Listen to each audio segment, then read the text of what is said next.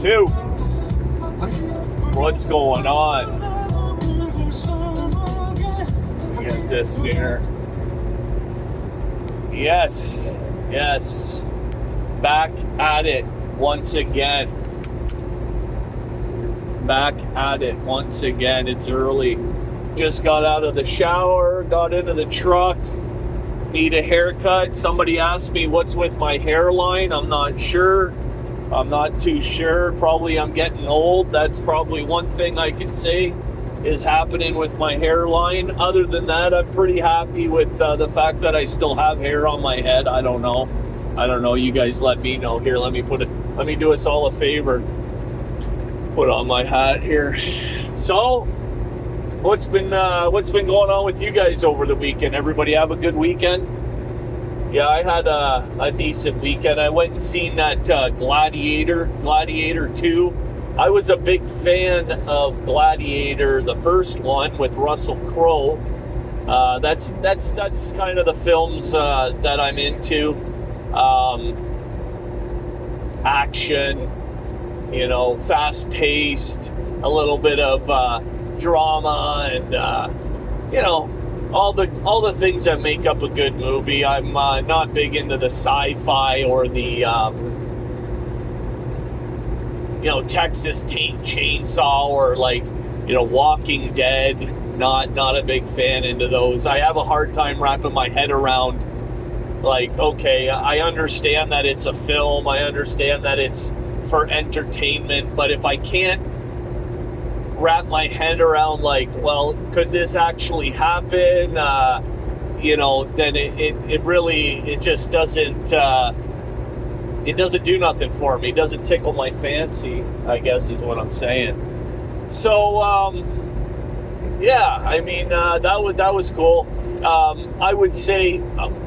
I will say I was surprised when I realized that the original Gladiator was released in the year 2000. So, holy, almost 25 years old that film is already? Wow, I just shook my head and asked myself, where has the time gone? Where has the time gone? I mean, we hear it as youngsters all the time. Our parents are, the people around us that are older, they say all the time, your life's gonna pass you by, it goes by so fast, and you kind of just, we all do, right? Yeah, sure, whatever. And here we are, 25 years later. I won't say that it seems like yesterday, but I will say that that it certainly has gone by with the quickness, in the blink of an eye.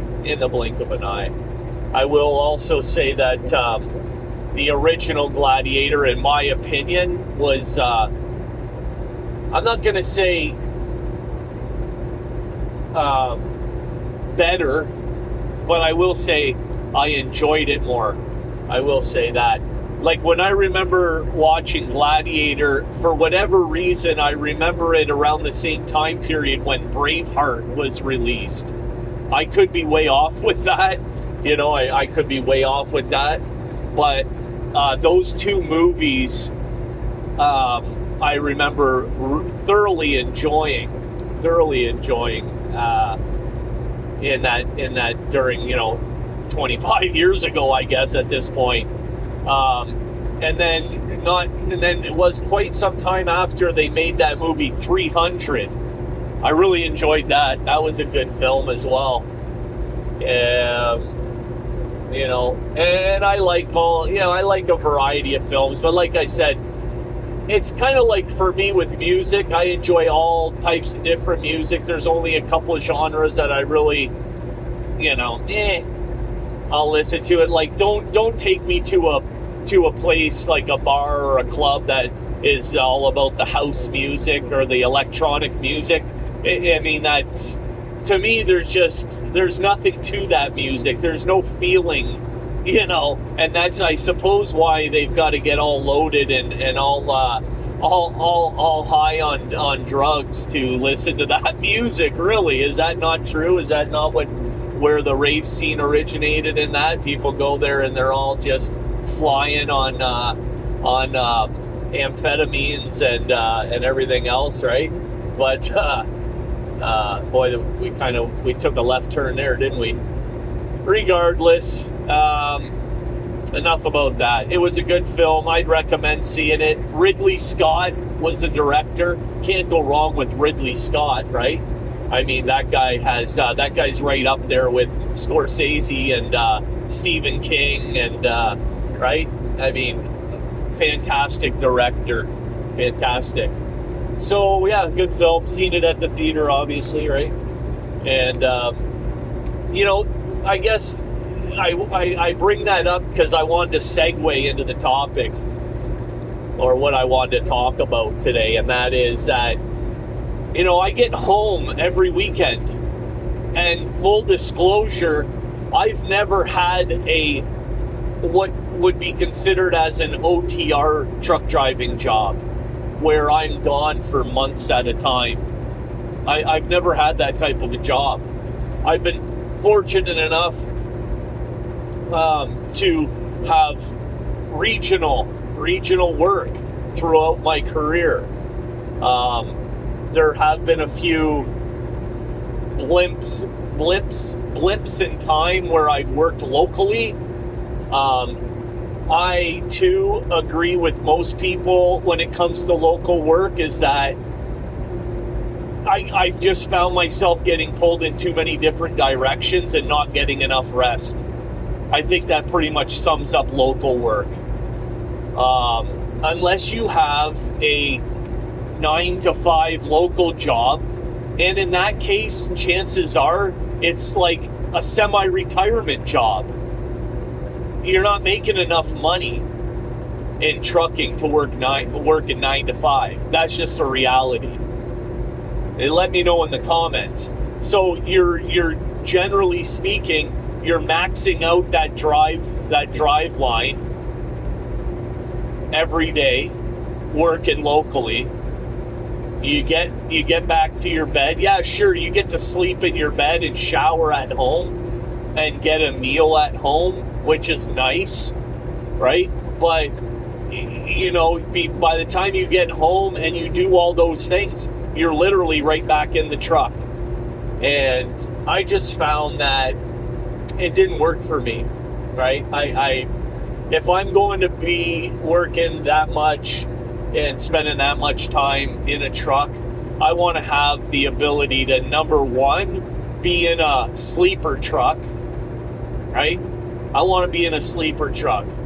Because if by Thursday, I'm 60 hours or 55 hours into my week and I'm sitting at a dock somewhere and I want to go climb into the back of the bunk because I'm going to be in that dock for a couple hours, I want to catch a little nappy, I want to be able to do that, right?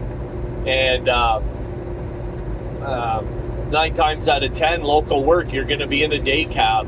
And that's why you see these guys all, right, they've got their whole setup in the day cab, which I will say gets quite imaginative, and from what I've seen on a few occasions, I guess it would get the job done. I've seen literally guys rolling around with plywood, right, a piece of plywood that's tucked behind the seat that they throw across the seats, and they're that's their makeshift bed in their sleeper truck. And to me, that's not for me, right?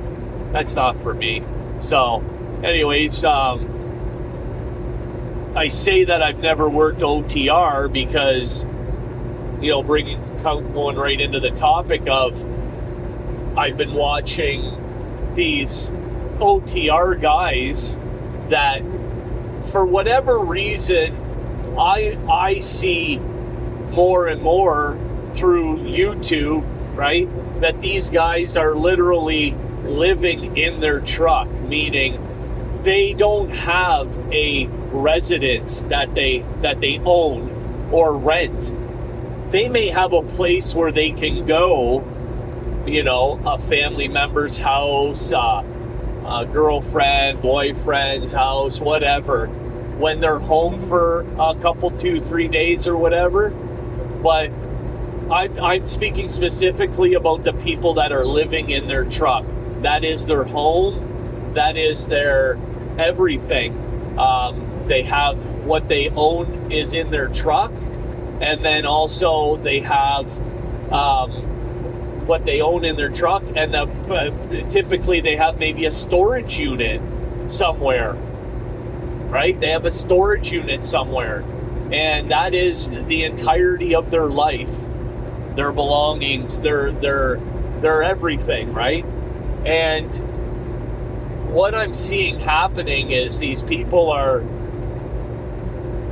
spending too much time alone. Too much, far too much time alone. And that creates a few things that I see. What's the word I'm looking for? I see it's like repetitive. I see the same thing over and over again with these folks, and the way that they are, the way that they have, you can imagine being in a truck, right? And I liken it to living in a, jail cell, basically, not in the aspect of, how much freedom you have, but in the size of it, right? In the size of it, and the fact that in a jail cell, you typically live alone, right? You have you're not all the time, like, just run with me here, right? The whole, like, if you're single celled and all that, and if you're single celled, and sorry, I'm just looking at something here.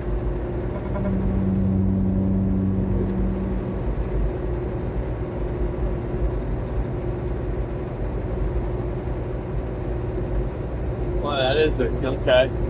I thought it was.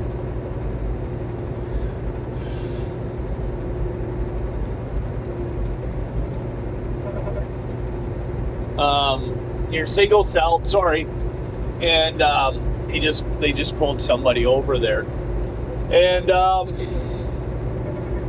that person had flew by me like I was standing still. The expression blew my doors off, but it was a 4-door car, right? So, but literally just blew my doors off, boom! And I says, oh, wow, it's 2:30 in the morning. And I know this area very well, and it's a very heavily monitored, with heavy police presence in this area. Anyway, so they got him, they nailed him, boom, just like that. So, brings me to how people, it's just this natural progression, I'll call it, of, you go from being around people all the time, right? You work with people, you live with people, you have to engage and interact with people, you have to conform is a word that I like to use, right? We have to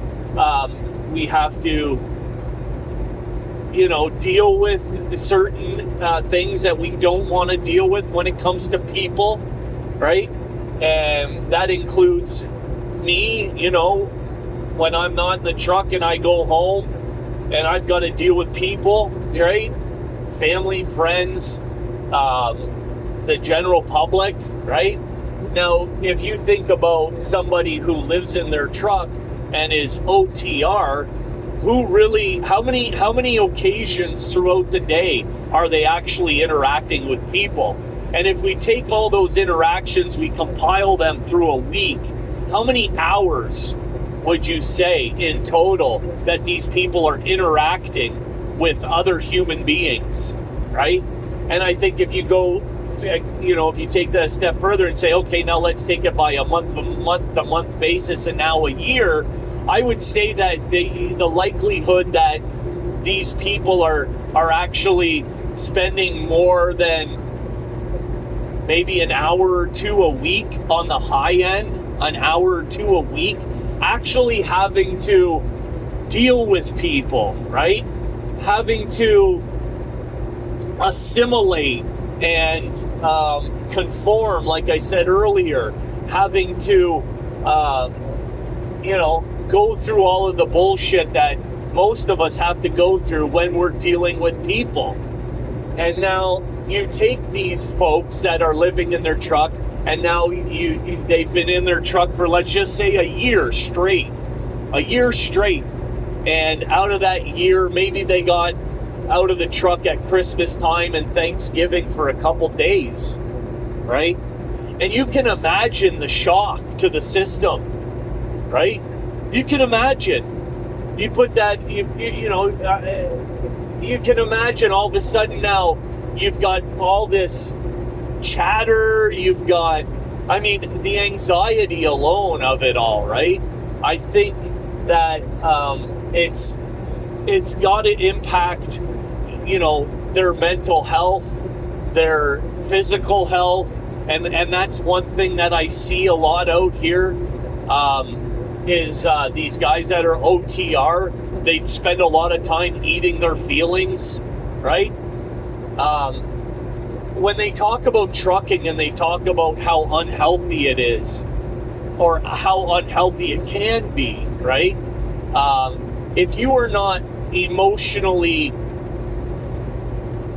if you don't have the ability to deal with things in properly, right? If you don't have the inclination to, ask for help when you need it, if you're one of these people that just goes through life, bottling up your feelings, then essentially that all is going to end very badly. And I think most of us truck drivers tend to be, fairly introverted. I would say that, most of us are out here doing this job because, for me personally, I find it difficult to work with others at times. I, have a very low tolerance for certain behaviors in people. I found myself struggling with that over the years. I either want to be the boss, right? I'm either the captain, or I've got to be like doing this where I'm not working with anybody, because I have a very difficult time taking direction from people who, from people who aren't necessarily shouldn't be in that role. Let's just leave it at that, right?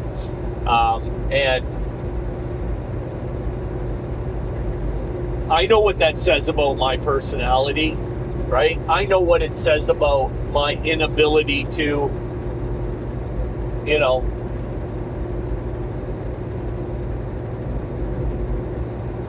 to just kind of go with the flow, I guess, get along, be like a worker bee, just keep my mouth shut, hey, you want eight pieces of this in a box that only fits 6? Hey, you're the boss. That type of mentality where you just shut up and do your job. I have a difficult time with that. Heck yeah, I do. Even I found myself getting into situations, as much as this job is, working in a solitary environment, right? Having very little contact with a boss. I've even found myself struggling at times in the past, with the very little contact I had with the office, or just I struggle with it. I can't deny it.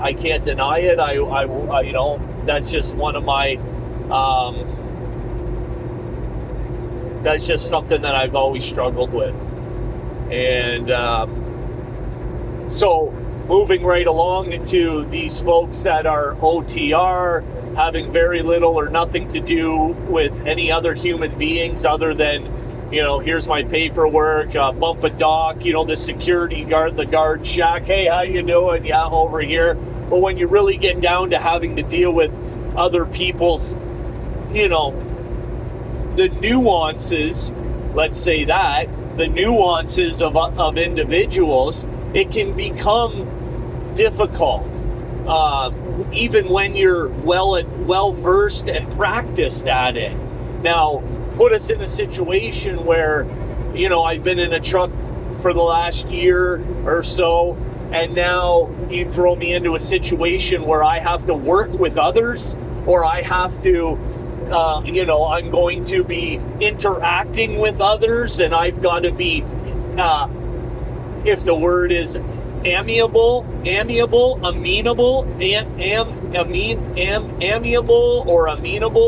right? I have to be flexible.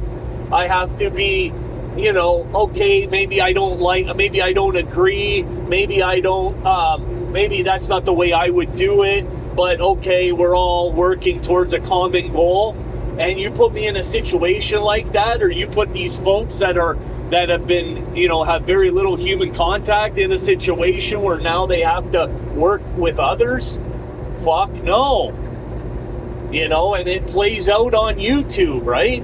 They get into these situations where, hey, I think it might be a good idea where let's all, I'm going to do a live, and we'll stream together. 3 or 4 drivers get together, right? And inevitably, 100% of the time, there's a fissure, there's a crack in the system before too long, right? 1, 2, 3, and everybody's got their own ideas of how it should go, and here they are, right? It's like, nope, I don't like it, and I don't have to put up with it, and I don't like your, and it just becomes this like, I'm taking my bat and ball and I'm going home. To me, it comes across as very immature, right? Comes across as like, if this is an opportunity for me to be heard, well, God damn it, I'm going to be heard. And I want my 15 minutes of fame, and I don't feel like it's fair, and like all of this very like immature, very childish behavior, right, is how it comes across. And but then again, right, I look at it in the sense of like, well, what else would I expect, right? How else can you expect these people that answer to nobody, right? Answer to nobody. They dispatch themselves. They're their own boss. They're in a truck by themselves. Nobody tells them anything. They are accountable to next to nobody. They have no wife, no children, no nothing, right? The only thing they have to be accountable to is themselves. And well, that's a very lonely existence, isn't it? It's a very lonely existence, and it comes through on YouTube. It really does. And I really like watching the way that they justify their behavior, right? By saying like it's always this like passive aggressive thing, like it's not anyone else, it's me, instead of just saying like coming out and saying the truth, like, I don't like the way that they're running their program, so I fucking bounced, and blah blah blah. It's like this very, I want everybody to like me, and so I don't want to come across as being jaded, or I don't want to come across as being hard to get along with, and well, that's exactly what you are. You're difficult, right? And well, I don't, like I said, I that's just to be expected, right? And I think I'm getting a lot of that kind of, not a lot, but some of that even on this channel, where Driver's Lounge, you've got quite an opinion, and you're a troll, and you're just out to troll other channels and all that. And well, I don't, you can call it what you wish. If trolling, if that's what you want to call it, trolling, to me, when I see something that I think is worth a conversation, if I see some behavior, if I think something's interesting, and it, I can bring it to the forefront, if I can talk about it in a way that, okay, you may not like that I'm calling you out on it, but you can't argue with it either, right? I mean, you really can't. You can, but you don't, because, well, it's the truth, pretty much, right? I mean, I don't see any other reason. Look, if somebody came out on, and there's been a couple people who've called me out on a few things, and I've always welcomed that on this channel, right? Okay, fine. I am fine with admitting that I've made a mistake, or that I, could do this differently or better, or, whatever the case may be. But there's so many people, grown people that have an inability to admit when they have said or done something that's, it makes them look poorly. It shows them in a bad light. I mean, and then I bring it up on the channel, and all of a sudden I'm a troll. I'm a troll because,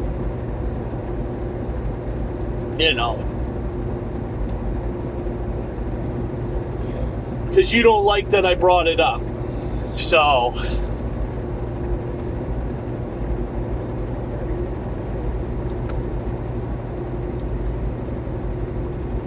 I know the channels, there's two channels in particular that I'm referring to that come to my mind when I talk about this over the road, living in your truck, not taking care of yourself. That's another thing that happens out here a lot, is that these drivers, they don't take care of themselves. They have very poor personal hygiene,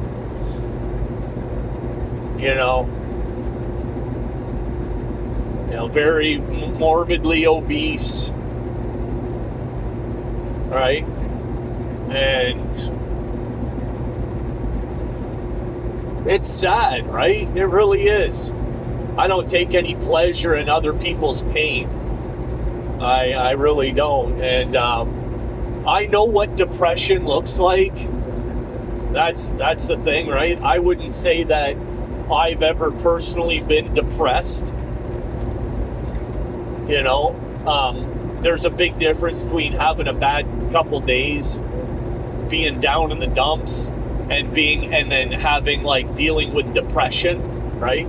And I don't really want to get into all that on this video, but I know what that looks like. And when I see a couple of these channels, well, it really does look like severe depression. And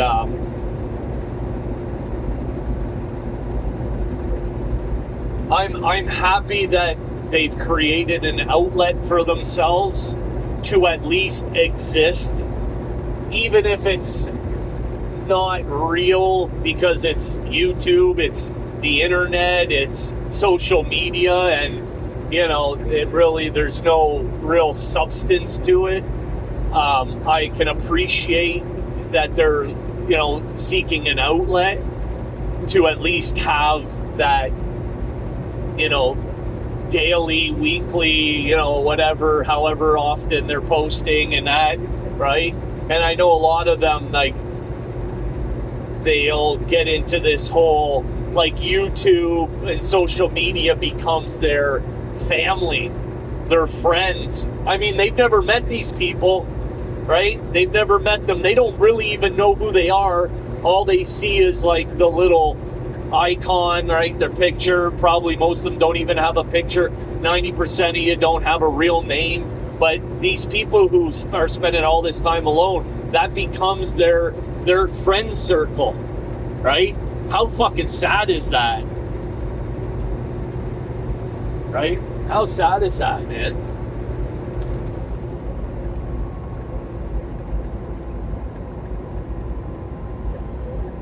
And then when they don't get their own way, they kick and scream, and it's just, you know, it's entertaining to a certain extent, but when you really distill it and whittle it all down, it's sad, really is.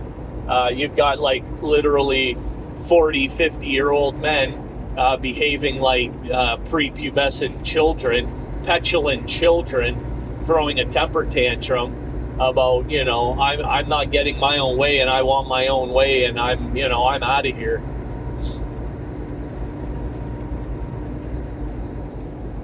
But hey, that's the road, right?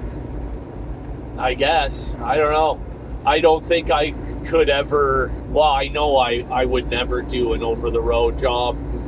You know, I got far too many things going on outside of trucking to just like throw that all away and make, you know, going up and down the interstates the entirety of my existence. To me, I would rather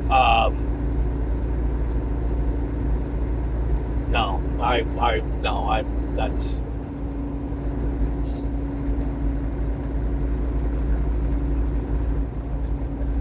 no thank you. But anyways, I just wanted to give you some food for thought. It's Monday morning, like I said, 2:30. Wow, it's 2:55 already, so the video's got to be over 20 minutes. Yeah, 20 minutes already. And, you know, just thought I'd throw a video up there. Just give you some food for thought. I noticed there's a few new subscribers. Thank you very much for your subscription. Thank you for tuning in. I appreciate all your comments. Like I said, I may not agree with you. You may not agree with me.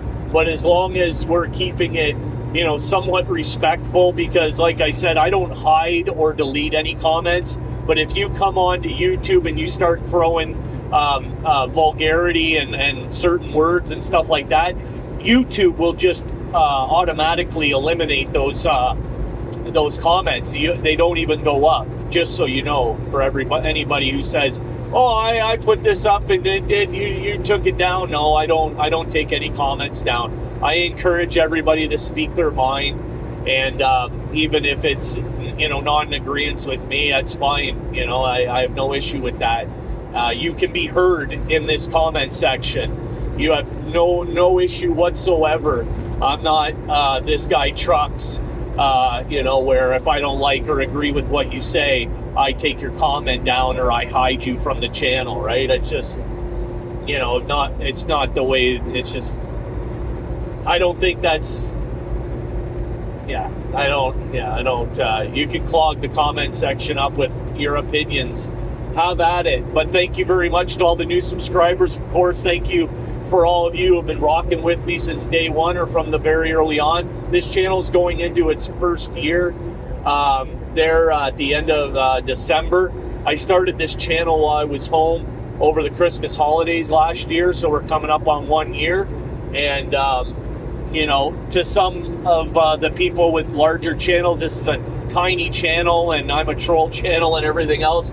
To me, this has exceeded my expectations, and I'm happy to feed the machine, so to speak. And you know, really, I feel like I'm just getting started. So you know, keep tuning in and hit that notification bell for all the upcoming videos. And I hope you guys have a great day, and we'll catch you on the next one. Driver's Lounge over and out.